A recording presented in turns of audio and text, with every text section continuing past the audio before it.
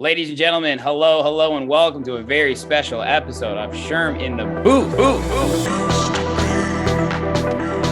My name is Sherm. You guys are some true Chicagoans for coming out in January. It's snowing outside, it's freezing, and you're at the fucking club at 1 a.m. Boys with the bass, yeah, boys, bass. Who am I talking to right now? You're famous. Free food, free drinks, music, girls. Let's go. Do you like it? Cool. You don't? Goodbye. I'm missing the most important part. Boys with the bass,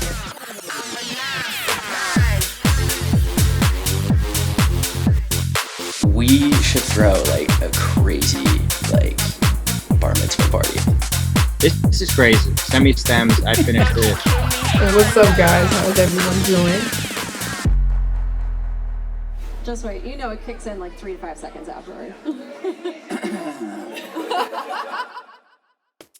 Yo, what's good, everyone, and welcome back to another brand new episode of Sherm in the Booth. I'm, of course, your host, Sherm, and today is Wednesday, March 2nd, 2022, and this is episode 198. Holy sheesh, we are creeping up on the big 200, and you already know we are going to keep building it up big with an amazing interview. Episode 198 features the incredibly talented DJ, producer, label head, and event curator, Baby J. Now, you might have heard of Jordan from some of his other projects like Cyber Rodeo and Manics or his incredible label PopGang Records, but if you haven't, well, you are in for a treat. In episode 198, we got it all in and started by talking about his journey into music. Born and raised north of San Francisco, Baby J always had a passion for music. Like most young rebels, Jordan's first love was punk and rock, but once he heard Daft Punk's Discography, everything changed. Eventually, he pursued a career in the industry and started making music, DJing, and throwing events. Today, he's involved in multiple projects spreading across dance music genres like house, breaks, techno, disco, melodic, and more. The man was born to do this. Now, of course, he talked about the Baby J discography.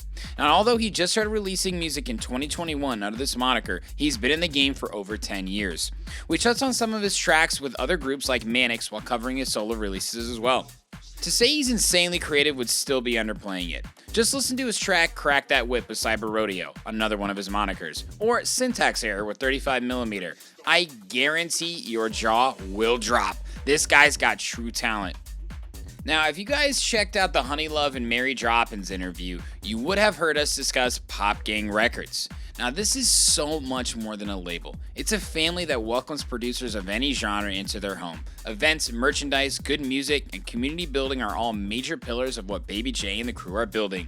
The more record labels like PopGang in the game, the better. I love what they're doing. No surprises here, Baby J is the man, and I absolutely loved our conversation. He's someone who is in it for all the right reasons and truly wears his heart on his sleeve. Mad love and respect to Jordan and the PopGang crew. And let me say, I can't wait to party with this crew. But you know what? Let's get into it right now so you guys can hear his story for yourselves. This is episode 198 with Baby J. Ladies and gentlemen, what the fuck is good? I am so pumped to be here right now with my man, Baby J. What is up, Jordan? How the hell are you, my man? I'm doing great, man. How are you doing today? I'm fantastic. It is such a pleasure to connect with you.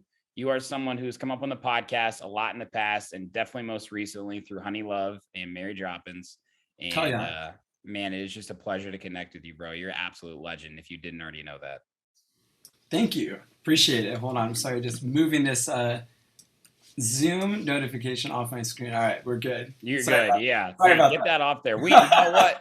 We maybe should have let the people experience that very loud ringtone earlier. Oh my God. That was something else. Yeah, that was literally people like he was like, oh shit, somebody's calling me. And I could feel the vibration through my computer in my chair here. And we said next iPhone, if somebody really needs to get a hold of you, it's gonna shock vibrate you and you're gonna be like, right. Oh, God damn it, I know who it is. Comes with a louder tone, it comes with more bass. Comes with more bass. That's right. Oh man, dude, seriously though, I'm so excited to talk to you. It was a pleasure running through your discography. Really everything that you've been involved into. To me, you're a huge influence on the dance music community, not just because of the music that you make, but the events you throw, the merchandise that you create, and most importantly, the artists that you support. And I know you've been in the game for a while, so we've got a lot to talk about today. Oh yeah, let's get into it. Absolutely, bro. So before we even really get into your story, though, the name Baby J, so sick. Where did that name come from? Is that like a nickname from when you were young? It's super simple. Yeah, I'm just the baby of my family. So Ah, I'm the youngest of four, and that was just kind of like a nickname that just kind of wrote in with me. So Baby J. How many? You have three older siblings then? yeah, so I have one older brother and two older sisters. One older brother and two older sisters. What's that dynamic like? It's good. I love them all. I mean, in Yeah. general, pretty tight with like most of my family. Mm-hmm. The dynamic's good. Being the baby Yeah. is, you know, I guess I don't really know any other way. And the sisters are the oldest? My older brother's the oldest, and then I have the two sisters. Sisters are sandwiched then. Right. Sandwiched. That's dude. I only have one younger brother, and I'm the oldest. And even in that sort of dynamic, it's like there are so many similarities and differences when you're growing up and you talk to other people who are the youngest or the oldest or in the middle. And I think that's one thing I wish people would unite on a little bit more. It's things that we talk about, but we all have that in common. Where you're placed in the Yeah. yeah. Yeah, right. It's true. We experience the family dynamic in similar but different ways, and I love that, man. That's cool though. So where are you guys from then? So I am originally from Sonora, California. Okay. It's in Northern California in the foothills, about 3 hours northeast of the Bay Area, close to San Francisco. Okay, cool. So NorCal. Yeah, so that was where I grew up until I was about 20, and then I moved to San Francisco. And then I was in San Francisco until 2020, and then I moved down to Los Angeles. Wow. Okay. Which is where we are now. So Cali boy though, for sure. For sure. Love it here. That's awesome, dude. I fucking love San Francisco. That is such a great city. Were you in like San Francisco proper, like in Oakland, or where did you live? Yeah, I was in San Francisco. I was living on Lower Haight. Wow. And then Chris, my business partner from PopGang, he lived over super close to my crib over at Alamo Square. Yeah. So we were like pretty close. Yeah. Great music scene in San Francisco too. Yeah, absolutely. I've interviewed Kalina Zanders, who's from San Jose, Alex Amaro, who's from Oakland, and they all told me about like the rave scene back in the day too, and how huge it was. I mean, you know, when you think of California, everybody thinks of LA. You've heard of San Francisco, but like there's a big amount of people there. Like I mentioned, San Jose, Oakland, San Francisco, like there's a whole community there. Yeah. That's amazing. Yeah, especially and you know, especially down here too. It's just like so connected to LA. The transition was like super easy because there was so many homies that I had met in San Francisco, or people that you know, were doing stuff down here or came down a little bit before Chris and I did. And you know, namely, you know, one of our homies, Johnny Rios, who's been able to connect us with a bunch of stuff in the Los Angeles music scene. From you know, venues, other artists to work with, all kinds of stuff. That's great, man. That's great. But I guess before we go into like when you got into music, you were growing up there. You lived in San Francisco. When did dance music come into your life then? Dance music came into my life when I was in like, I guess like probably like 8th grade. Oh, okay. I had been really into, you know, I had been really into like a lot of like hardcore and punk and nu metal and pop punk, and then I got it's so weird, the avenue of this. I got a Rob Zombie remix record on vinyl because I had just gotten turntables and I really wanted to learn how to DJ. But then one of my and then like one of my older homies put me on to Discovery by Daft Punk, and then that just like changed everything. And then that, you know, segued into Ed Banger Records and Bloghouse. And, you know, that was like the first thing that like really sucked me in. And I didn't have my first electronic music project. You know, I was playing in bands since I was a teenager. And then I ended up, around like 16 or so. And then when I was about 18, 19, a friend of mine started teaching me how to use Ableton. And then I had my first dance project. Wow. Lot to unpack there. You got hardcore roots. Fun. You obviously had friends that were DJs and producers, right? Yeah. Older friends that were like DJing and throwing parties and, kind of more like housey stuff. And then there was like some dubstep guys. Of course. What year was that then? So that was, I guess, when I started really getting into that. I guess that was 2008. 2007, 2008 was kind of like when that started like actually formulating, or like enough for me to like start performing shows of the electronic music that I was making. Yeah, of course. Do you remember your first track that you made? Is it out in the ethos by chance? Yeah, I could send it to you. The first track that it's okay. The first track that I like released, I was working on tons of electronic music. There was, honestly, like a ton of my first tracks were actually pre-DAW, and they were made on this. Wow.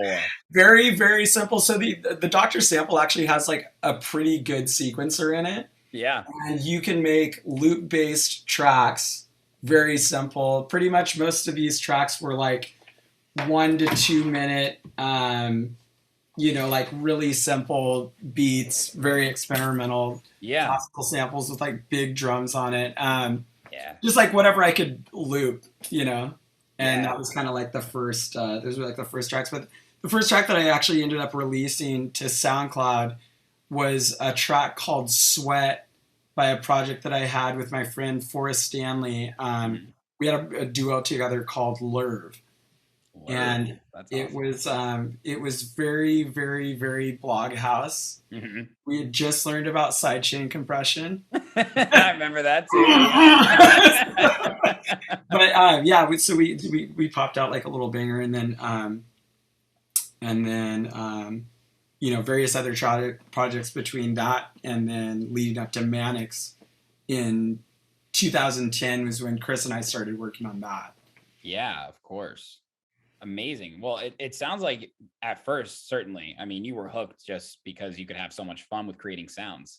100%. Yeah. No, I'm still to this day, like still so hooked. I try to make it a point to like work on music at least almost every day, just since primarily, a lot of times, like when I've been sitting at the computer, I'm like working on graphic design nearly every day, whether it's for freelance clients, other musicians, merch, or just things for PopGang, Cyber Rodeo, or Manics.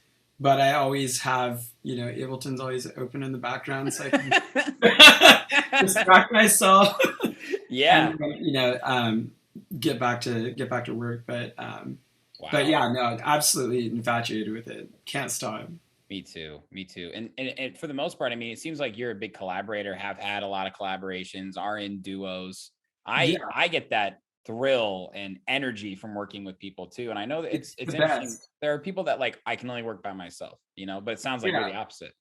Yeah, no, I love collaboration. I love getting and every time, you collaborate with new artists, you get something completely different out of both the artists. And the other thing that I really like about it is I feel like every time I work with another artist, I learn so much more about the way that they use Ableton or the way that their, recording process or songwriting process. It's like, it's always, I'm always learning something from whoever I'm working with. Yeah. Even if it's, someone, that isn't necessarily totally there with production, or I'm kind of driving the ship more or whatnot. There's still always so much to learn with whoever you're working with. Absolutely. And that collaboration is, keeps it fun, keeps it exciting. Mm-hmm. Oh, I completely agree. And I know exactly what you mean, like on many levels. I mean, we all see the world through our own eyes, and we always also hear sounds through our own ears. And I don't know, sometimes I feel like that's what music is. It's like, it's something that you can't see. So it's something that like not all people can understand in the same way. Like when I collaborate with one of my buddies who's traditionally a bass house artist, and I'm more of like a deep house, just traditional house, and we make these like crazy tech house tracks, and it's like we don't know what's coming out of each other, right? But it's like we sit down and we're like, oh yeah, and then another time we're like, oh, we've never done that before, right? And he's like, I just watched this video, and I'm like, well, I just learned this from this guy too. So it's like this incredible fusion, and that's why I love it. Yeah, it's nonstop. It's an ever growing process. That's amazing. That's awesome. So 2010, Manics started, and you guys this project has had a lot of success. It's still having success, but it's had a long journey. Was Manics the first thing that you felt like you were taking really seriously? Yeah, Manics was like the first project that Chris and I kind of like dove really fully into all the way. Mm-hmm. I was playing with some friends in Oakland. We had kind of like a punky garage rocky band, and everyone in that project was like kind of starting off on their separate ventures. And Manics was the thing that kind of like pulled me all the way out from everything and just became like my main focus. Yeah. Because we started becoming super active with the shows, remixes coming in, figuring out what we wanted to do with our sound. And but yeah, it started in 2010, probably like summer 2010. We did a remix for this record label called Temple Music Group. They own a nightclub in San Francisco, and Chris was working there at the time, and then we got hit up to do a remix for one of their releases on the record label. So the first track that ever came out was a remix for this guy named Jazz who's like a longtime homie, amazing dude. Yeah. So that was like the start. The first Manics track was a remix for someone else. Sometimes it happens like that, doesn't it? Yeah. Yeah, but I mean, it pushed us in the right direction to like actually just like start doing it, and realize we were like, oh, holy shit, like original tracks is really like what's up. You really need that as a DJ. Like DJing's fun, but being able to play your own music out, and having people excited to hear your music when they come to see you play is still always and forever one of the most exciting things. Absolutely. And that was a really interesting time, 2010, 2011 in dance music in general, right before sort of the Swedish boom of Avicii and Swedish House Mafia, but like God. But in the US, and like I talk about it all the time, like you mentioned SoundCloud. Dude, there are guys that used to go on world tour because of SoundCloud mashups and remixes, right? Like Loud, Caps Up. I mean, it's crazy. It's crazy. So I commend you for staying true to your sound during that time when it was really easy to, I don't want to say take a shortcut, because like it still was kind of creative in its own way, but clearly you and Chris had a strong connection, and it was based around the love of original music creation. Totally. And like we've stayed pretty true to our sound. I mean, even from, if you listen to our, our newest record that we just released, Pastel Palace, and, go back to even like our, early releases, that, we've stayed true to keeping it like a cross between something that we can DJ, but also creating pop songs within that, so that you can, you can listen to it at home, but you can also play it on the dance floor. And, we've stayed true to like our sort of housey disco blend, which is, there's a lot of different ways you can do it. And, we've kind of explored a lot of different variations of what disco and house could be throughout the years. And, and we're working on some new stuff right now that I'm incredibly excited about. I can shoot you some demos. Yes. Because I love Manics music, dude. Pastel Palace is unbelievable. I actually just listened back through the whole album today, but I originally discovered it through Perfect Energy. Your track. Oh, cool. Awesome. Hell yeah. I remember I was like, who is Manics? She was like, it's Jordan and Chris, these PopGang record guys. And I just started listening to you guys' music. And Man, I don't want to say it's my guilty pleasure because it's kind of like my favorite kind of music. It's Oh exactly. my God, that's amazing, dude. It's streamable. You know, it's like that fine line of like something that's easy to listen to at home, but also works on the dance floors. And, you know, I was raised on disco. My dad's from Queens, New York, and Saturday Night Fever and shit, right? Like the Bee Gees and all that stuff. And he came to one of my shows, Jordan, a few years ago, and I played like a Bee Gees remix that people dance to, and he was just astounded. What do you remember what track it was? I think it was "You Should Be Dancing." Yeah. Nice. And I always like keep that close to my heart, that like his feeling towards that, because I believe like music is cyclical in a lot of ways, but disco and dance to me just go hand in hand. And right now I believe it's a true dance music generation. You know what I mean? Like that's why house is doing so well, because people truly want to fucking dance. Yeah, people are about it. Yeah, it's like we don't want to. I mean, like there's always a time and a place for headbanging. Obviously, I mean I love that shit here and there, but like overall, people want to still go out, but they're looking to dance and not rage so hard. So it's like, I don't know. It's really exciting for me as a DJ who's been trying to play that type of music for so long, and now it's like people really want it. Yeah, definitely. No, it's really good. I mean, and dance music really is timeless. It's forever, you know. So true. The Manics project, though, congrats to you guys on the journey you've had. I mean, you've had serious success. Who knew that was a tongue twister, right? But I mean, you guys have had tracks on Dim Mag, Nervous Records, Oh My God, It's Techno. You've been supported by Odessa, Poolside, Gold Room, Claptone. Like, you know, very impressive resume. And your track Get With This. Oh shit. Yeah. All right, we got to show you guys this one before we talk about it, because this is a pretty wild track. This one's called Get With This by Manics. Get with this.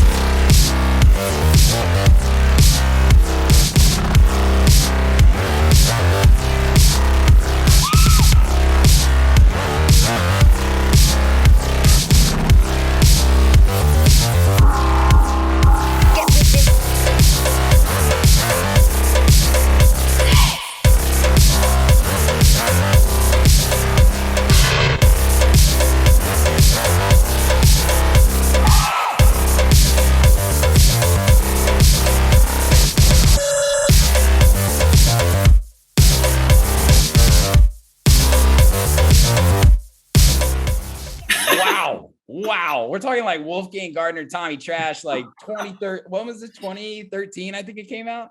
Yeah, it's crazy because that is kind of our only song that sounds like that, and it's been our. I had to ask because I was like a little confused because it's been our most licensed track. You know, I mean, we have, you know, our tracks get licensed, but that one was like. Extreme Sports got a hold of it, and like even if you go to YouTube and Google Get With This, all you see is just dirt bike videos. Like literally all it is. But I mean, it's tight. I'm down. It's tight. Not mad about it. Yeah. I look because I was looking at your music, and sometimes, you know, like Beatport or Spotify will like tag the wrong artist or something. And I'm like, there's only one Manics. And I'm like, I go to your guys' SoundCloud. I'm like, this is them. Holy shit. Like this song is wild. It's such, it's an absolute banger. We rarely play it out. Sometimes we'll do it live depending on the venue. And we have like a whole, whole little thing to go with that. But yeah, we've kind of like, we're not like super playing that track out anymore. I would say it's probably North Pole, South Pole compared to some of the recent stuff. But right, absolutely. Definitely deserves some recognition for how well it's done. I mean, I think it's a pretty sick track, just for the record. Thank you. Absolutely. So you mentioned your guys' album, Pastel Palace. Really, really impressive 8-track masterpiece in my mind. My question, other than, you know, how did you guys actually come up with the inspiration, but in a world where we're living in EPs and singles and you don't see albums anymore, what was the inspiration to put this whole thing together rather than spreading it all out? So we had been wanting to do an album for a while. We've dropped lots of singles and EPs over the year, but this was, you know, we were like, okay, we're sitting on all this material. We've been writing all through 2020. Yeah. You know, and we were like, there's a lot of stuff in here that, you know, even just like songs that we didn't really, think would be like singles, like, like the last song of the album, Sound of Your Memory, is much more of like kind of like this like dark drumless R&B track where, it wouldn't totally be able to be sent out as a single, but within, everything else that's like on the album, it all fits. Yeah. And there was, a little bit of like a little rock moment with some of the tracks. And then, of course, with Mind Control, like a, disco banger. Yeah. And, but yeah, we just been sitting on all this material and we were like, okay, we could, release a couple singles first. And then, might as well just put this whole thing out because, why not? Yeah. Instead of just sitting on these tracks forever. Yeah, no, I know that feeling when you just stacked up. And I think that you couldn't give a better answer. And maybe there is no right answer to that question. But as an artist, I feel like it's not about how well this can be marketed or how many records it's going to sell or how many streams I get. It's like, what's the impact that this music that I created is making on me? I want to put that out there so that my fans know this has meaning to me. It's 8 tracks that we've been working on. We're going to put it together. Sure, maybe we could have done another way, but it's about making impact, not just on others, but most importantly yourself. Yeah, and that was kind of like the good thing about, everything about that album is it came together very organically from the way the tracks were created to us putting it out kind of like we were, not really totally sure what would happen with it, but we're really stoked on how it's doing. Yeah, it's awesome. Good for you, man. Could you pick your favorite track from that album, or is it too hard of a question? Man, I guess the one that I play out the most is Mind Control. I know you guys are going to love this one. It's called Mind Control by Manics.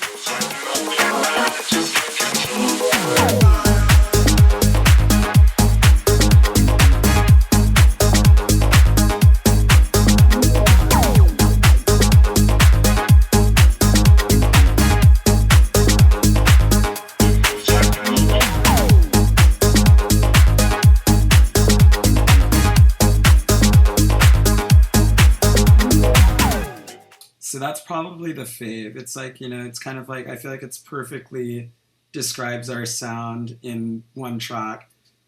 Awesome. That's great. I definitely got to share that one with the people too. So they're going to hear that as well. I think that is probably the best track on the album.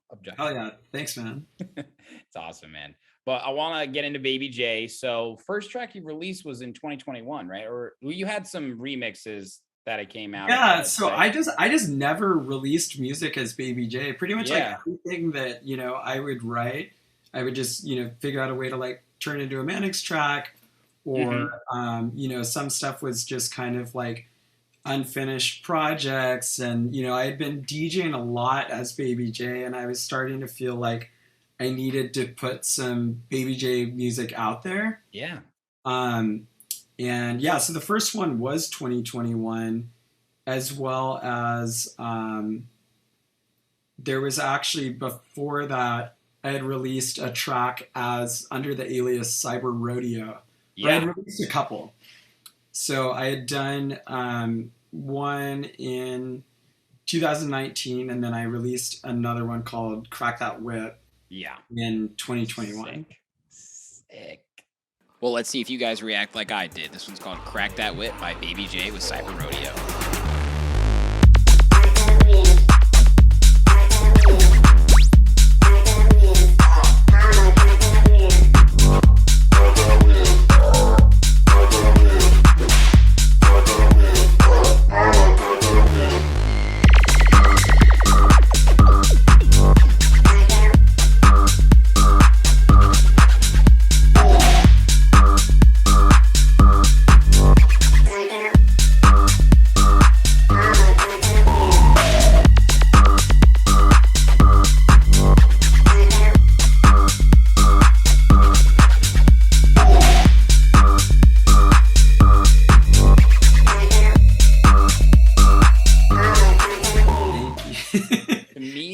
Is like the epitome of a PopGang track. It's like creativity at its finest. It's like, dude, it's a wild ride for sure. it got rave, breakbeat, tech house, rock and roll, underground, but commercial. I mean, how the fuck do you even achieve levels of that? And then it ends with classical. Yeah. Yeah. To me, and we'll talk more about PopGang, and I want to hear it obviously from your words, but to me, PopGang is just like a label that lets people just be creative, including yourself, obviously. I mean, it sounds like it's a platform that you wanted to give not only to other artists, but for yourself. Yeah, no, and that's kind of the cool thing about PopGang. I love that you kind of pick up on that, is that it is like, obviously it is primarily electronic music, but yeah, at its core, it is a group of like-minded people rather than a genre-specific label. Yeah, I love that. So it's kind of, we find all the other freaks and weirdos that we can, and I'm right here with you. Yeah. So, yeah. If you're freaky and weird, send us your demos. But yeah, no, it's cool. It's been like a really dope journey. Everybody that we get to work with, all the new artists that we, come across and play our parties or release with us, or, it's always exciting. It's always fun. So cool what you're doing, man. And to me, again, it's more than a label, but yeah, that Crack That Whip track is fucking nuts. I mean, I don't know what else to say, dude. That's immediate add to the USB, but that one deserves some acknowledgement for sure. Hell yeah. So we've mentioned Honey Love and Mary Droppins a few times, and you collaborated with them on Touch with Honey Love and Crypto Queen with Mary. Mm-hmm. 2 tracks again that I basically flipped out when I heard them for the first time. I mean, just in terms of like, this is a fucking different. This is a sound, especially Crypto Queen. I mean, that is a wild track, dude. I got sweaty when I listened to that shit. It's like, I don't know. You guys brought emotions out of me, but they're both very talented females, and I just love to see that. And I love to see them having success. And they're newer artists in the scene. They both started releasing music in 2021 with the help of you, my man. I know you know that. But Honey's first track was Free on PopGang. Yeah. And Mary really got, in my opinion, her big break with Crypto Queen on PopGang. So shout out to you for helping empower them. And they brought something out of you too, though, didn't they? No, they definitely, I mean, like both those tracks, and those kind of came together too, is like, it wasn't like this, like, oh, we need to do this and this and this. We, both sessions that I had done with them for those tracks, it was kind of like, we were just like hanging out. We listened to a bunch of music that we like, and then, open up Ableton, start, playing around with sounds, throw some drums in there, bass line, it all happened like very, very like organic, and just kind of like, homies hanging out, working on stuff without too much expectation. Like, we kind of knew what we had the confinements of like, okay, obviously we got to make some shit that we can DJ. Yeah. But other than that, it was like, it was very free form and flowing, and it was cool. Like, 2 completely different sounding tracks, obviously, but, came together in like a really good, like organic way, just straight for the love. For sure, man. I find, and out of all the episodes I've interviewed, there's one common thing. It's when you have the pressure to go into a big studio with a million knobs. Obviously you're in an incredible studio, but like that's your place, right? It's where you're comfortable. And I've interviewed singers and DJs and producers, and where they are at their best is where they're in a comfortable environment with the people they love. And that's when good music and great music is created. Yeah, absolutely. Yeah. Being in a comfortable space that you love is super important. Yeah. And that's simple advice out there. I think I don't know how you feel about this, but like, I feel like I was raised watching rappers in those big studios with the nice soundproof, like vocals. And I'm like, well, I guess once you get to a certain point, that's what you get to. But dude, like some of the biggest artists in the world still put like a blanket over their head to soundproof it, right? It's like, you don't have to reinvent the wheel here. Like, we're just having fun. No, absolutely. And I mean, another thing is, even though, we are very big advocates of analog, just because we're super old and we love, we love gear. But like, I mean, there's so much that you can get done just in the box. Like, you don't even need, just as simple as just having an interface and a MIDI controller you can get so much done, Absolutely. Yeah. Hudson Mohawk is, creating absolute, masterpieces out of Fruity Loops. No shade on Fruity Loops, but like from starting in that, like, I was kind of like, people were like, oh, you got to move on to these other DAWs. You need to use Logic. You need to use whatever. And then, hearing that, like, it's, when I heard that, it really made me think. I was like, damn, like, it doesn't matter what you're using, Totally. You can still create like amazing tracks with Reason even. I don't know how much people are still using it, but also a great DAW. It does come up, and Hudson Mohawk is a great example of that too. And I couldn't agree more with you. I always kind of use the comparison, like we all have our toolbox, and how we build our house is may look different. I mean, it still has 4 walls and a ground floor and some stairs if you want, but it's up to you how it looks. And we're all kind of just like building it on our own, and there's no right or wrong way to do it. I mean, maybe a little bit, but I think you said it perfectly. Yeah, there's no wrong way to do it. Absolutely not. Even, or just get rid of the computer altogether and just talk to people. We gotta give me a close up on that thing again. I gotta see that close up. Yeah. This thing. Oh, it looks like a giant Game Boy. Yeah, there we go. There's even, this thing has even made it into Manics live shows. It's still a staple and a special thing. Yeah, because you can use it as a drum machine. You can just like, at a certain point for Manics, we would put like 8 tones on here so that I would be able to play it as an instrument during, so playing a keyboard with this hand and then playing the sampler as another instrument. It was, we still do some weird stuff like that live. Wow, that is impressive. Yeah, this thing's forever. Yes, it is. I don't even know how much these cost nowadays. You could probably get these for like $150 on eBay. That Manics one is going to be very famous in the Rock and Roll Hall of Fame, or you know what? You think there's going to be like an EDM Hall of Fame? I don't want to say EDM, but you know what I mean. House music. Yeah, I'm sure there will be something like that. There better be. Like, yeah. It's just like a bunch of laptops and hard drives. Yeah, I know. I'm like, fuck me for the first thing I thought of. I'm like, we can't put the marshmallow helmet in there. I'm like, already it's a bad idea if that's what I thought of. Just be a bunch of USBs. Just a bunch of USBs. In giant glass cases. Yeah, like Zed's first tractor. Like, I don't want to go to this. Never mind. Zed's first tractor controller. We'd all just be like, cool, yeah. Diplo's first control vinyls. Yeah. Actually, I could see that. Maybe 8-track, but yeah. There would definitely be like layers of it. Like, I'm in Chicago, right? And like, there's the Warehouse, one of the first, well, really the first house music venue where it kind of was created, where Frankie Knuckles used to play, is now like this law office. Like in like the southwest loop of Chicago, and every time I go past it, and I took my fiance past it one time, and I just like stopped. She's like, "What are you looking at?" She's like, "What is that, a law office?" I'm like, "God, don't you smell it?" She's like, "Smell what?"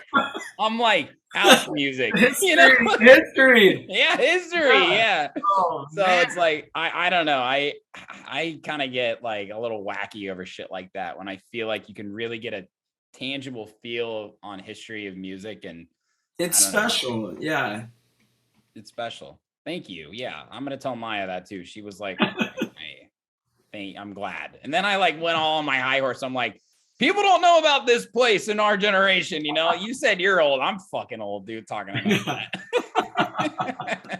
I mean, that's history though. It is. Okay, thank you for agreeing. We'll keep fine tuning this idea. Hopefully this gets in the right people's inboxes, and they're like, we'll get it started. We'll get it going. Okay, good. we'll open the first one. All right, good deal, Jordan. I'm holding you to that though. Okay. I'm down to build.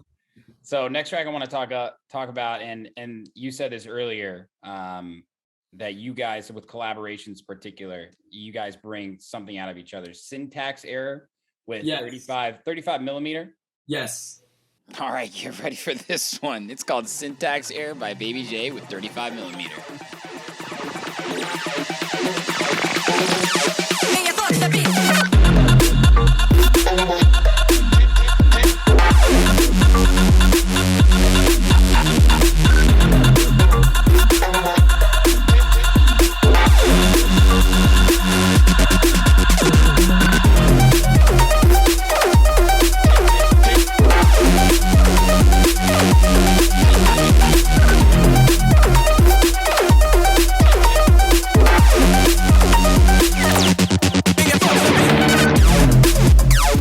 okay, 35 millimeter, unbelievable producer, right? But like he's released on House and Hustle, like he's so good. So good. What did you guys make, dude? Like, I literally went, bro, by myself for 10 seconds. Like, you guys like bring feelings out of me with this track. And I got to tell you this too. I didn't know how to categorize this. Usually I feel like you can kind of put something in at least one box. I sent it to 3 of my favorite DJs here that play like breakbeat shit, like underground shit. And I was like, how would you define this? And they're like, I don't know. I'm going to have to put this in one of my sets and see how people move before I can tell you. So like, let us know. I mean, how would you describe it? Like, does it have a genre? Is genre a genre? I mean, it's definitely like, I mean, I guess the drum rhythm is breaks, you know? Yeah. But it's not even really like, it wasn't set out to be breaks. It was actually, it was modeled after the drum beat. Well, breaks is essentially freestyle, you know? Yeah, true. So freestyle, so the drum beat was modeled to mimic a song called Clear by Cybertron. Okay. Which is the song that you've probably heard, like Missy Elliott sampled it for like a really big track. It's like just an early electro banger from the 80s. It's so amazing. But it just has that okay, you know, 1 2 1 2 1 2. And but so that was like the drum beat, and then we were also kind of like, you know, pulling in influences from you know, like techno artists, or like a little bit of like Rex the Dog, who's, you know, also like a huge inspiration, you know, sonically, as he's kind of has like this sort of like techno tinged like boys noise vibe. Yeah. Which is like kind of, you know, but rather than just putting that over the 4/4, putting it over that kind of like freestyle beat with, you know, from this influence from that Cybertron track, it, you know, it all just kind of like fit the way that it did. There you go. You just got it. Yeah, it fit. Dude, to me, it's the epitome of a track that you guys clearly had fun with, and that's why I was able to get on that ride with you for that track. Yeah, definitely, and it's a super fun track. I play it out a lot still. People definitely respond pretty good to it down here, so it's definitely, you know, late night. You know, it needs to be during a high energy moment of your set if you're gonna throw it in there, but it's definitely, you know, when it's appropriate to throw in, it definitely is really fun to get to play that one. I also would like to drop it when it's not appropriate. That would be a good time too. Yeah, whenever. Play it at, yeah, you can also play it at, you know, you impress your family with it. It's fun. It would drop jaws, that's for sure. I think that's the goal. Impress them with your good taste. I'm kidding. How's the podcast? Who's the most recent guest that came on? Oh, you gotta hear this track, Mom, Grandma. That's awesome, man. You're so funny. Also, gotta mention Nerve with 35 millimeter as well. I mean, this is insane drum and bass. And just real quick, again, I think it's so cool to see drum and bass making a really big movement in the States too, because it's huge all over the world, especially in Europe. And it's great. Absolutely. Yeah, no, it's crazy. There's also, I mean, there's such a huge movement happening with it down here, like in LA too, or even in the Bay, or like, you know, like Justin Martin throwing down like insane drum and bass sets. Yeah, he's amazing. Yeah, legend, absolute legend.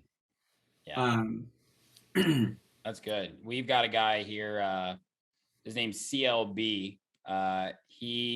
You've heard of Space Yacht before, obviously. He released their first track on Space Yacht called "Moving Forward."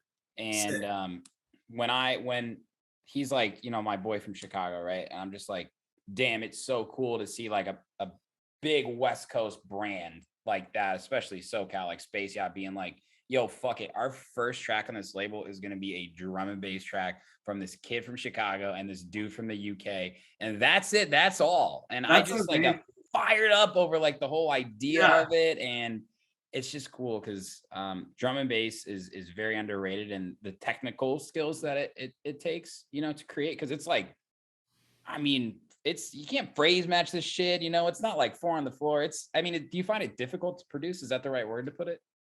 I not really. I mean, I guess like it kind of depends on like if anything like regarding that genre. I feel like it's almost like more difficult to like DJ, not because of the drums, Yes. but like also just because of like, you know, there is like so many different styles of drum and bass and so much like I mean, I guess I just don't know that much about drum and bass really, you know, like I mean that, yeah, and you know, that's kind of like you know, with the advent of Ableton, you can kind of make anything. And you know, we didn't even really set out to really like make like a drum and bass track. We were actually just trying to make something that sort of like, you know, sort of like inspired by the sound of this group called Atari Teenage Riot. I don't know if you've heard of them. I have. They had like a lot of stuff with that breakbeat, you know, right, and which was a very drum and bass thing, I guess, at its you know, at its core. Mm-hmm. But that was kind of more you know, the influence of that rather than let's like jump on this trend or whatever, you know. Yeah, for sure. I mean, again, it's just so cool to see.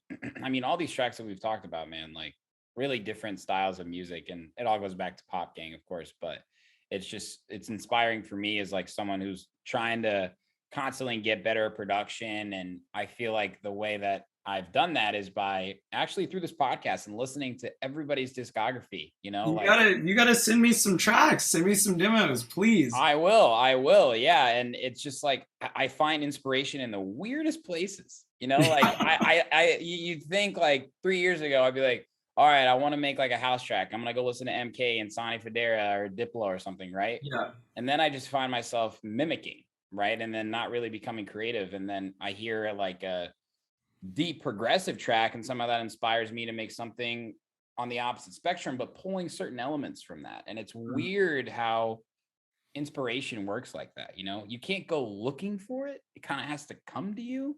Right. Absolutely. You know what I mean? Yeah. Yeah, definitely. And you don't even really know when it's going to hit.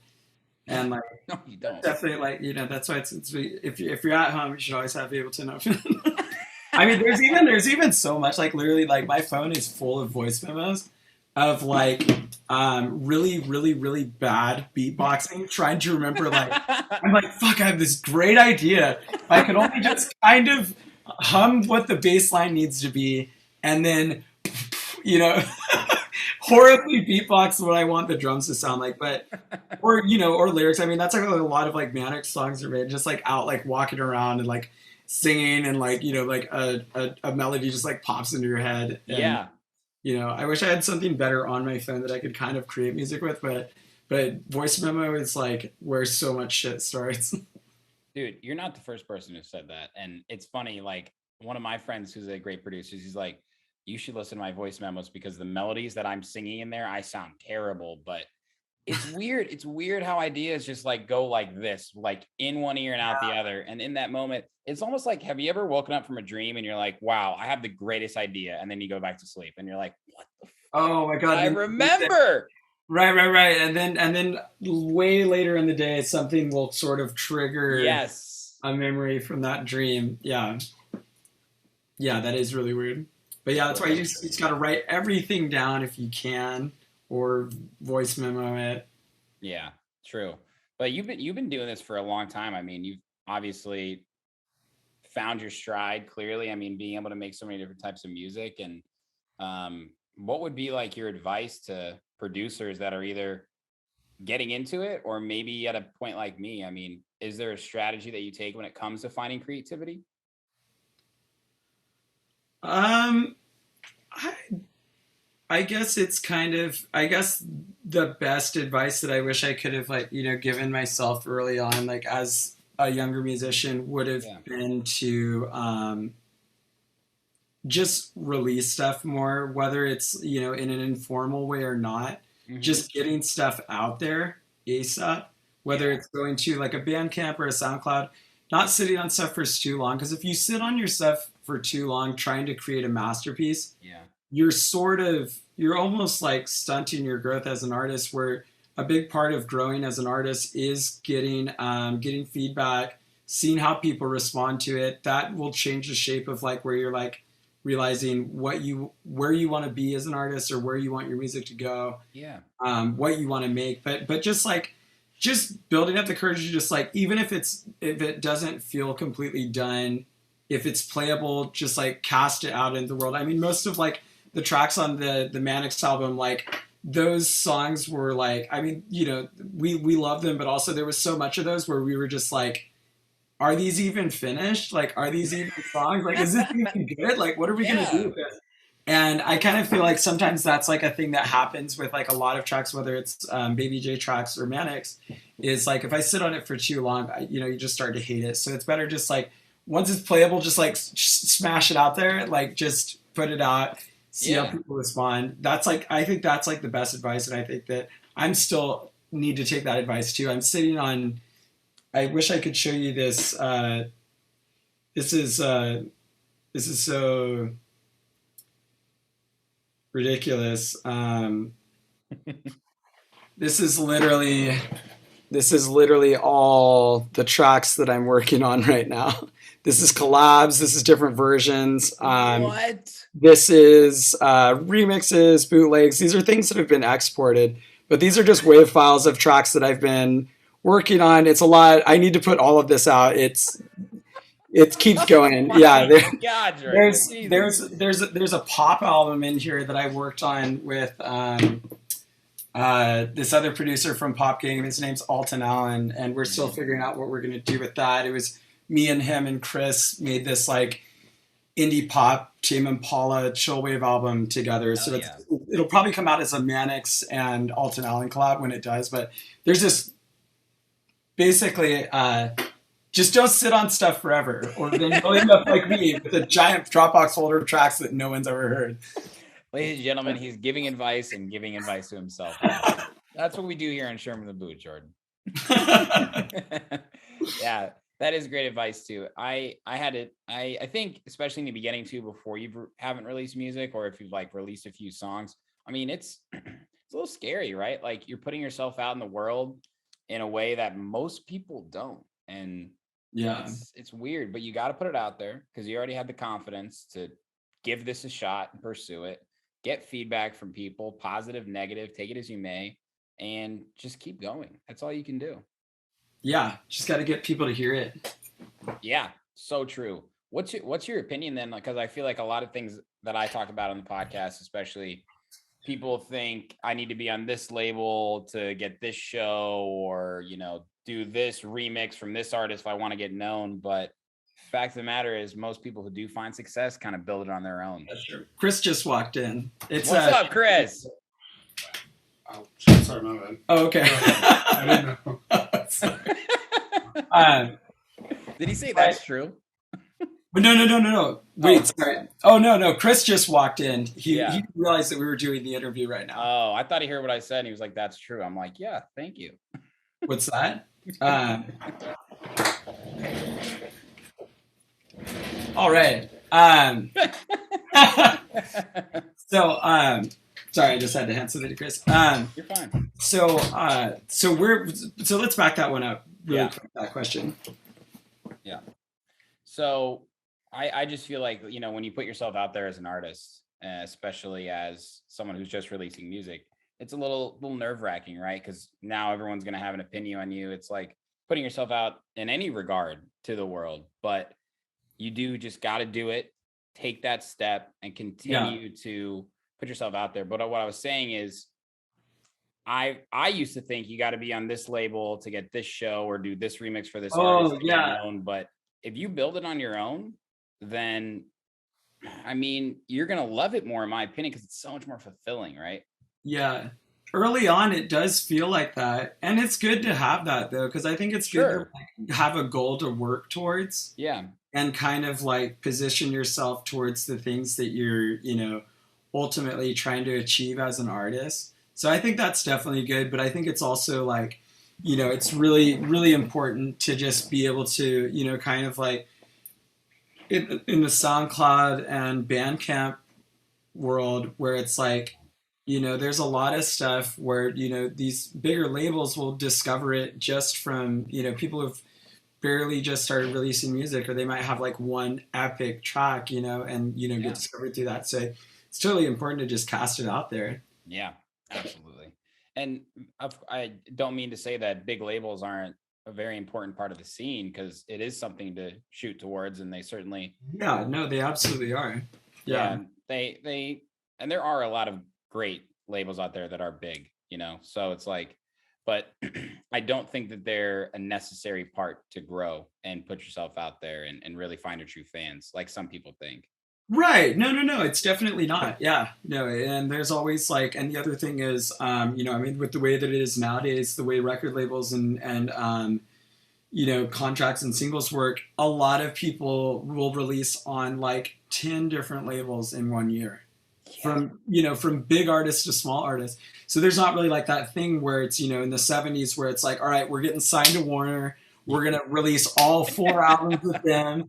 We have like this like schedule. We have to be the next Kiss or whatever, But like, it's absolutely not like that anymore. And that's kind of like something that's cool about the dance genre, or, EDM in general, is that, it's basically, it definitely has this very, very free flowing, world to it. That's like, it is like a little bit like the Wild Wild West, but like, I feel like the community really respects everyone involved, Yeah, so true. And I mean, on that note, PopGang, like it has been such a shining example of what the dance music community is all about, which is just openness and acceptance and just good music, right? Like, I mean, yeah, music so cool. and having a good time. Straight up, man. I mean, and you guys it's super simple. Yeah, it's super simple, right? I know, it's so true. Like, you don't have to. This picture is pretty clear. Music and good music, and putting those two together, which ultimately results in a good time. And PopGang's been around since 2013. What was the original reason you guys wanted to start a record label? PopGang has actually been around since 2008, before the record label. Yeah, so when I was living in Sonora, California, PopGang was the alias that I was using for like shows that I was doing up there with like my band and like my friends' bands, and we do parties and stuff, and which kind of segued into DJ stuff. But like at the end of towards the end of like band world up there was kind of like what I had mentioned. I had that project Lurv, where it was starting to get more and more electronic, and basically so that was like where it started. It was shows and like a little bit of like really, really, really like poorly made DIY t-shirts, and then it went dormant for a little bit, like when I moved it to SF, and then I was kind of like getting things figured out, and then I wanted to start throwing parties again, and then I met Chris, and then we started throwing PopGang parties. Then in 2013 we got our LLC and we started it as a record label. Oh, okay. So that was like and we just kind of wanted to have a place to release our own music and release our friends' music. And we were connected to so many different artists, and like we saw how hard it was to, or even just to get our own music signed. And maybe that's just because it like wasn't that good at the time. We were like, really want to get this shit out. It was so hard, yeah. Either way. Yeah, no, it's super hard. So we were like, okay, whatever. I mean, we can at least like get this stuff out. Learn about it as we go. And I mean, PopGang as a record label and as a brand and as a homie clique has been, it's a like forever growing, and it's a forever learning experience for us. No matter how much we think we've got everything on lock, there's still so much more to be learning. So, man, it's awesome. If it's only like, I feel like it's only just now starting to, or I guess it's kind of like, since it's just now it's starting to really, really feel like, it's finally becoming what we've always wanted to be, like just now, like almost, it's almost 10 years later, it's almost 9 years, and 9 years after is it finally becoming like what we thought it would be like and what we wanted it to be like. So So finally, Listen, after stick with it for long enough. So that's inspiring on so many levels, man. Like, dude, yeah, no, we're super pumped. Like, we couldn't be happier right now with how everything's going with, Cyber Rodeo, the releases, every Cyber Rodeo that we throw also, usually acts as a release party for a track that just came out. We even just did a release party for a track that wasn't even coming out on PopGang. Hell yeah. We just did a release party for Life on Planets. Walker and Royce have a new label called Rules Don't Apply. Oh yeah, I saw that. So they hit us up and they were like, "Hey, we have this this dude Phil. His track's coming out. It's called Nomad Life, and it's all cowboy themed. So like, would you guys want to like do the release party?" And we were like, "Yeah, fuck it, let's do it." So it wasn't even it wasn't even one of our tracks, but like the party ended up being like absolutely insane. It was, I performed the track live with Life on Planets. I was playing bass and he was singing and playing guitar. And I saw that recap today, right? Did that just come out? Yes. Dude, so that was the last party. Yeah. That looked lit. Yeah, that was super fun. Yeah. And the next party, oh my God, I am so excited. If anybody who's watching this is in the LA area on February 25th, we are doing it's kind of, it'll be a late night party, 12 a.m. to 5 a.m. We have a great secret headliner. I can't really say anything about who it is, but it's going to be fucking sick. Wow. And then, along with, sets by myself, Tiger Bite, Arabella Ivy's playing, Crux My Heart, another like awesome Los Angeles female DJ, and then of course the secret headliner. So that's, but yeah, so every time we do it, we're kind of aiming to like, give it like a little flavor, like, a secret headliner or a merch drop or something weird and wacky. Yeah. We're really, really trying to find a place that has a mechanical bull inside of it, or a venue that'll let us bring one in, but nobody wants to fuck with that because it's super dangerous and it's like, it's a liability. The mechanical bull thing is a liability. People get hurt on those all the time. So basically you need to have it in like you need to have a really professional setup. You can't just like bring it into an after hours. Which is next to the bathroom or some shit. Yeah. So it's obviously, whenever we do that, we need to make sure that it is safe and we have all the paperwork and, whatever, people can sign up. Safety first at PopGang events. I love it. Absolutely. Always.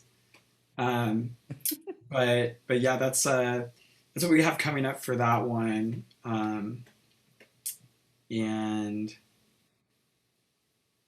sorry, I went off on a tangent there. No, listen, you're making my too job excited. making my job easy with that. That's awesome and so cool. And one of the reasons I resonate with your guys' like just whole brand and impact is something similar to Hood Politics. Why I love them and working at the label is you guys are really empowering artists. It's like so much more than just a label that releases a song and puts out the flyer and tags them, right? Like you guys have merch that comes along with it, parties, they become part of the family, right? Like they get that support right away. It's not just like you're not a number on the wall. And I find that just amazing, man. Like heart is full when I see shit like that. Cause that's dope, man. I'm really stoked that you recognize on that. Yeah. I mean, it's obvious to me after talking to you about it, right? Like you guys all wear your hearts on your sleeve. You're about the community. You're about making an impact. And that sounds like it's something that's easy to do, but listen to what you just said, Jordan, right? It's taken you guys years to get to this point. And now you're really, now you're really, really at the point. I mean, you're scratching the surface, bro. Like, we're at a halfway up to the glacier, but Totally. No, we have much more that we need to do for sure. Now you've taken the steps. You've made mistakes. I don't want to assume you've made mistakes to learn from them when it comes to all of the things that go along with pop. Absolutely. Yeah. It's just really cool to see you guys having success, man. You guys deserve it. No, thanks, man. And it's like, and honestly, like it's, every day it's like, it's still just as exciting now as it was in 2013, when we were going down to City Hall and taking care of that paperwork, so like, it's still like every day is exciting. excited for, just being able to, release merch every week, or, getting to collaborate. We have like our, we just started scratching the surface with international artists. Woo! And we have, we have like a really awesome banger coming out from this Italian artist named Magnum. I listened to the preview. Did you listen to it? Wow. Yeah. Yes. Yeah. Yes. It's fire. That dude is nuts. Shout out to Magnum. So wait, and you do all the cover art then and everything? Yeah, so I do all the graphic design for PopGang for the most part. There's some stuff that occasionally like Chris will do, but most of that like sort of like photocopied like punk flyer, old school rave flyer stuff. If you've seen that, that's usually my work. This is like a new shirt that we just released. Yes, I love it. Kiss the homies. Yeah. Dude, I kiss the homies too. You ever kiss your homies? I kiss homies. Yeah, come on, bro. Kiss the homies. Yeah, no, it's good. I need a shirt, dude. And dude, I definitely need to send you some merch. We have a ton. I will rock it. I will rock it. We're constantly dropping new merch almost every other week. Sick. So yeah. Isn't merch so much fun? It's like it's the best. It's it's wearable art. So. It is wearable art. I know. I get so on board with artists that do their own merchandise. I do my own merchandise too, and I think I've actually maybe sold only 5 of the 200 shirts that I've thrown out at shows. Like I'll bring them to shows, I'll throw them out to the crowd. I'll rubber band my card on there though. You got it. Gotta do that. Yeah, you gotta have somewhere where they can find you online. Yes, exactly. I'll throw out these hats, and like I didn't want to ever cut shortcuts with quality. It's like I had things that I would legitimately wear, and it's been so awesome to have big shows, small shows, bring it, throw it, and people. First off, it's hilarious to me when they don't even know who I am, and I like it's like the Chicago Bulls game. I'm like, who wants a shirt, right? Yo, yeah, it doesn't matter when you're in the crowd and somebody's throwing merch out. I get excited no matter. I wouldn't even care if it was an artist that I didn't like. I would just be like, yes, give me the shirt. It's awesome. And people will message me later that night and say, I loved your show. It's awesome. I can't wait to come to another one. And it's tough sometimes as a local, feeling like you always got to compete with headliners and how do I get to the next level? And the fact is, it's a slow burn. It's a slow burn, and you gotta make sure you're appreciating the people along the way that were there for you in the first place and that are just getting on board now. And that's why like merch to me it's not essential, but I think it's really another way to showcase who you are, and a great way to contribute to like the music economy as well. Graphic designers and people who create art and stuff too. I'm always trying to do that because you can't do it all on your own. It's very difficult to do that. So I'm always just trying to find ways like, who can I get involved in this project that's not just a music producer or a DJ, Right. Yeah, no, definitely building community through the projects. Yeah. And that's also something that goes along with like, the parties from everyone that's involved in that, from, the staff to the DJs. Well, yeah, dude, the staff, that's like number one rule. That might just because I was raised by a nice family in, rural Indiana, but I come early to shows. I introduce myself to the owner. I make sure to ask who the bartenders' names are, the front doormen. So many people involved, or, even like in like an after hours circuit, they're like, door people, photographers, there's so many people working on all of these things that we, when we're going out, we're kind of like, we're not thinking about that, but people are really putting work in, for these moments to happen. So many people involved. I think that's something that I've tried to always make sure that those people do feel appreciated. Like a VJ, right? The people who do the pyro at festivals, the people who set up the speakers, so much stage work. Manager. So many. I mean, it's crazy to me. I'm like, sometimes I'm like, you got a really tough job. You've been here like all day, but like they love it and they found what they love, and like it's smart, and it's just like the right thing to do to just appreciate them, Absolutely, yeah, 100%. Got to make sure to tip your waiter, everybody. That's what we're trying to say. Absolutely, 20% every time, always. Tip your waiter. Okay, Jordan, so what can you tell us about right now? You mentioned you guys got a big party coming out. You got any more Baby J music? What's next for PopGang right now? We just kind of, as it was, we just did the whole month of January, took a month off from doing releases. We're just now getting started to start releasing music again. So Magnum's coming out soon, which you saw. Yes. We have a bunch of rad tracks. We have a new Canadian artist, or new to us, Sage the Cat has a really awesome track coming out with us. New track from an artist named Pan Sessions. Mm-hmm. New music from Manics. New music from my solo project Baby J. New music from Chris's solo project Tiger Bite coming this year. New release from this dude named Twansky, who is absolutely dope. Like, I'm so excited for all the music that's coming out this year. Like, it's kind of like, it's gotten to a point where, like, we're getting so much good music sent to us now, being able to schedule all of it and, like, actually kind of, like, now, unfortunately getting to a point where, like, there's so much that we kind of do have to say no to, or, like, kind of, like, over the years, the stakes have kind of gotten higher, but where, like, it's now everything that's coming out, there's a lot of music and all of it is good. All of it is, like, stuff that we're super hyped on. All of it is stuff that we're DJing. Yeah. I just, some of the most recent DJ sets that I've done recently, like half the set is new tracks from the label. Oh, isn't that the best? And that's like, the absolute best. I just played a set on Saturday, and I think I dropped 20 unreleased Hood Politics tracks.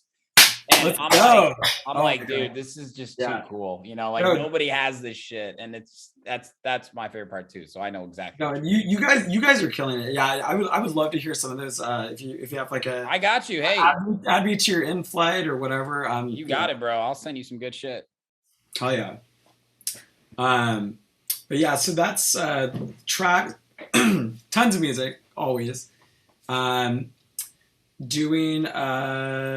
let's see, the next we're doing some festivals. We're playing at let me make sure that I'm saying this right. Moonlight Mirage is the next festival that we're doing. It's like a group, they call themselves the Whoop Pack. They're based out of SoCal, so we're doing like a Cyber Rodeo set over there, and basically, sometimes when we bring Cyber Rodeo outside of our club or like outside of our after hours, what we'll do is we'll go and do a Cyber Rodeo mini takeover, and so then that'll be like a set from me, a set from Tiger Bite as the Cyber Rodeo residents, and then we'll have different people pop in and do B2Bs, surprise guests, stuff like that. If we're doing something like a festival, or we're, hopping on another person's party to do a takeover. Yeah. So we have that coming up in April. I think, as I mentioned, speaking of Hood Politics, I'm playing with DJ Susan at the W with Big Sue, Baby J and Big Sue. Yo! For the first time, one night only in Los Angeles. Let's go. That is Secret Service LBC. Baby J and Big Sue. You guys do sound like boxers. The collab y'all didn't know that you needed. I need that back to back though. My God, you guys got to do that. Oh, definitely. Yeah, no, it's got to happen. So that's coming up next. The Cyber Radio that I mentioned on the 25th. And then for Manics, we just played with Polo and Pan this weekend in San Diego for the Crossed crew. We love those guys. They've been taking super good care of us. And then our next Manics show is on March 25th with Breakbot. Also a huge influence to the Manics sound. So wow, we're really excited to be, starting to like, Manics is kind of finally starting to play with like artists that we really love and look up to and pull influence from even, Yes. So that was, so that's all, we're super excited for all of that. Yeah, man. It's great to see you guys playing on the shows where you can really play your own music, right? Yeah, definitely. And for the last Manics DJ set that we did at the Polo and Pan show, as I think I mentioned to you a little bit earlier, we made like a highly curated set with a bunch of our Manics tracks. We even made like a couple custom edits, and then we also wrote and recorded custom arpeggiator loops and drum tones, vocal samples, like little like oohs and ahs that we could kind of finger drum and play to do like sort of like live remixing in the DJ set. So you can so that'll be something. And that was the first time we've ever done that. And we absolutely have to have 4 CDJs to do that style of set. Yeah. But for the upcoming Manics DJ sets, you can expect a lot more sort of like live remixing, like on the fly, basically like trying to maximize what you can possibly do with just the CDJ, Fuck yeah. but still kind of use it like an instrument. So you can. I think especially CDJ 3000s, it's like a lot going on, Oh my god, yeah, it's nuts. Well, there's also the DJS 1000 if we want to get nerdy and talk about gear for a minute. Oh, the DJS is sick. I mean, I think like I am always trying to like maximize. DJS 1000. I'm bringing it back. One last time. It is. No, the DJS 1000 is literally a sampler pad. So it's just 16 pads, and there's like a lot of stuff that you can do with that with Rekordbox or even just hybrid live, so to speak, right? Totally, yeah. Right. So that's going to be a game changer. I haven't seen those out yet that much, but I think once people have kind of like learned how to use those and gotten familiar with them, once that becomes a staple in clubs, it's going to be nuts. What people are going to be able to do with that. So yes, dude. That will be very cool. You guys take real like, I don't want to say pride, but take care and passion into your live sets. And, it all goes back to you really being a dance music fan in the first place. I always say fan first. Fan first, right? Like, absolutely. I got into this because I loved it and I had a great experience live, and I wanted to deliver the experiences that I continue to get every time. That's why I love the DJ. It's not about the big stages. It's not about the glitz and glam to me. It's about giving back to what I've received, in the community. Absolutely. And also still, it's so fun still to go to like super small shows. Yes. Super small parties, dive bars, vinyl sets, punk shows, whatever, there's like, it's still like, it's not all about that like gigantic festival experience. That's cool. That's cool, and it has its pros. But totally, yeah. The place I played on Saturday, it's Blind Barber. Do you guys have those in LA? Have you heard of that before? Yeah, we do have one in LA. I just went to one, and it was so tight. Like it was. You get it. Yeah, it was so tight. I've been definitely. So you guys have a Blind Barber in Chicago? Yeah, like Fulton Market, like very very cool part of the city. I slammed I played 10 to 1:30 a.m. and oh hell yeah, it was extended set. Great vibe. I was able to play so much music, and like to me, like that's probably my favorite type of set because I'm not catering to the crowd, so to speak, but I do get to have some fun with some vocal remixes and then peaks and valleys of underground shit, and then some spinning out into some old school rap, and like it's fun because I'm able to be challenged as a DJ, but it's a judgment-free zone from the fans, Absolutely. And when you do those extended sets, you really get to, go through so many different styles and moods that you love, and like, you kind of like, you have to be, you're the opener and you're the headliner and so you need to play all those roles properly. You gotta pace it out at the beginning, give it to him super hard in the peak of the night, and then wind it down. Like it's it's like you're painting a picture, you're telling a story with that set. Those extended sets are awesome. They're awesome. It's what I love the most. Like an hour set to me is like it's like tough. Like I'd rather play a 2-3 hour set every time, just because I feel like it's really hard to. I mean, and we're seeing that a lot now in dance music and house music specifically, like hour and a half minimum, especially at festivals. And I'm so about that. Awesome. Yeah. As a DJ, need that. As a fan, want that, Totally. Yeah. I don't want anybody to feel rushed in their process. I mean, this is performance art. Let them perform. Yeah, definitely. 90-minute sets are what's up. I really hope that keeps going. Yeah, it will. Well, how long are PopGang sets? 3.5 hours too?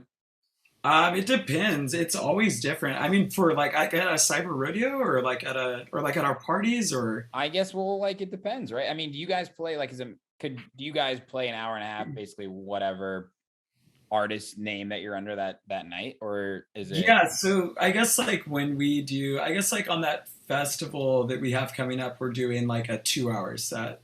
But what we're planning for that is we're probably going to break it into 2 sets. So Chris will do a Tiger Bite set, I'll do a Baby J set, but we're going to be bringing surprise guests with us, other people from the label. We're going to, anybody that wants to bring a cowboy hat and a USB, that's basically free game. So pull up.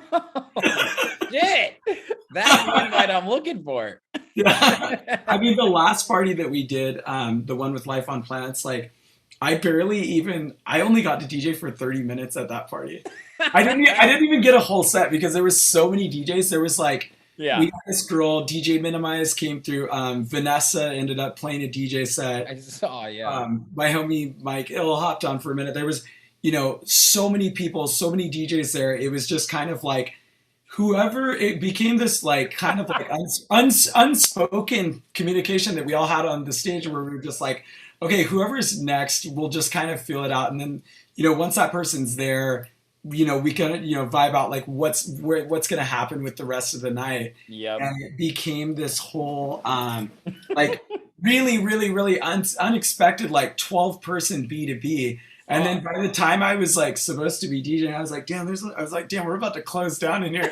but it was sick because the volume, the energy was up to 11 the entire time. Yep. And it was like, that was still, it was super fun to be there, even though I was stressed out and throwing it and running around and doing a bunch of other stuff. It was still like, just as fun. Like I felt like a party goer at my own party. Yeah. So, well said. Yeah. Those, the extreme back-to-backs, I call them extreme. Yeah. It's like, it's can definitely have like its stressors because there's always one blacked out DJ and you're like, you gotta get off the decks, but right, like someone's too wasted. Yeah. Classic. I mean, that happens, but it's so cool because everybody's like, all right, I got 2 tracks max. Like, what am I dropping? Right, like the best of the best. It's like greatest hits all around from every DJ, and it's like, fuck, dude, what is going on at this party, right? Yeah, that was kind of the thing that was happening with that, was like people were just coming through with heaters, and it wasn't like they were playing like the absolute heaviest, hardest hitting track. Yeah. But it was just like the right tracks at the right time. Like it was beautiful. It was so much fun. Yeah. Yeah, I mean, as a fan, gosh, I remember first time I went on Holy Ship, I thought it was the coolest fucking thing ever because you get the most random back-to-backs. And it's kind of like collaborations, right? Like when you go back to back with somebody that's a little different, you bring out something in each other, right? It's like you kind of go one way and it's like, we're going to go this way. It's like, well, I'm going to rock you back this way. I'm going to rock you back that way. And I just remember being like, as a fan, like, I love to see these unique back-to-backs. Spur of the moment too, not so like planned out. So it's like, I don't know. And as a DJ, I love doing back-to-backs with people. Are you planning on coming out to LA at all this year? I mean, sounds like I absolutely need to. Just as long as I bring a cowboy hat and a USB, I'll be there. Yeah, I think you absolutely need to. No, if you give me some heads up if you were planning any, Southern California trip. Love to get you in the mix with one of our parties. Love to have you. That would be awesome, man. For sure. I know.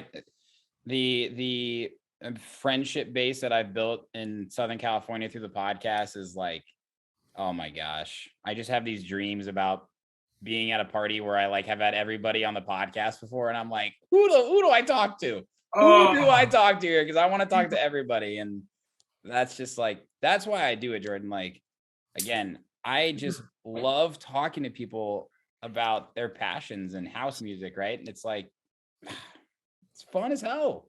No, this program that you have is really amazing. Like, I love what you're doing. I love like the selection of people. Like, how do you go about choosing kind of like who you reach out to guest on the party, or on the program? Or good question. I had like a long working list that I created in 2020. Like during the pandemic, I was like, what do I want to do with the podcast? Like I'm not DJing, I have more time. So I'm going to double down on the effort, who I have on, my creative process, the research process. And I just made a list of 100 people. Big, small. That's a lot of research. Yeah, I mean, dude, you're 197. We've had like 180 people on probably. So, you know, and it kind of just like, I discovered people through those people. Like I discovered you through Honey Love, right? Crazy. Like, yeah. So it's like, it's kind of like warm intros. And what's so cool for me is I'll go to somebody's Instagram. That's usually how I like to reach out, obviously. And I'll see who they're following. And I know that I'm doing something right, if you can say it like that, when they're following 10 people who I've had on the podcast. You know what I mean? So it's right. I'm just building friendships. That's really all it is. We're all just meeting at the same party. So unbeknownst to me, like, especially here in Chicago, there's like a community of producers and DJs and artists and singers and promoters who have been on the podcast that like have connected because of Sherman the Booth. And like, wow, I didn't even realize that's what I'm doing, but it's like this network sort of. This alone is just, you know, yet another piece of community building, and I love it. I'm super stoked to see people doing this. Thank you, man. I appreciate that. I know every piece of our community is crucial. It's so true, and that's why I have no plans on stopping. Because, I mean, the more people I meet like yourself, dude, who are just like you said, like-minded individuals.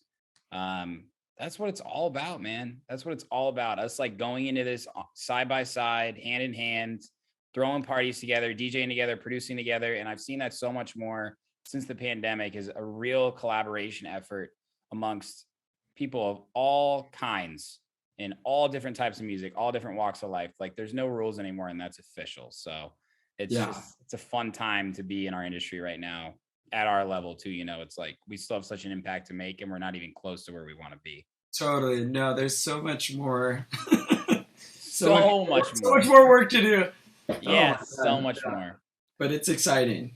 It is really exciting, man. But dude, it has been so much fun talking to you. I knew I was gonna be a bigger fan of you after we talked, because you're just such a cool guy. Oh my god, dude! No, I'm pumped. This was like, you know, this was really amazing to get to do this, and thank you so much for having me.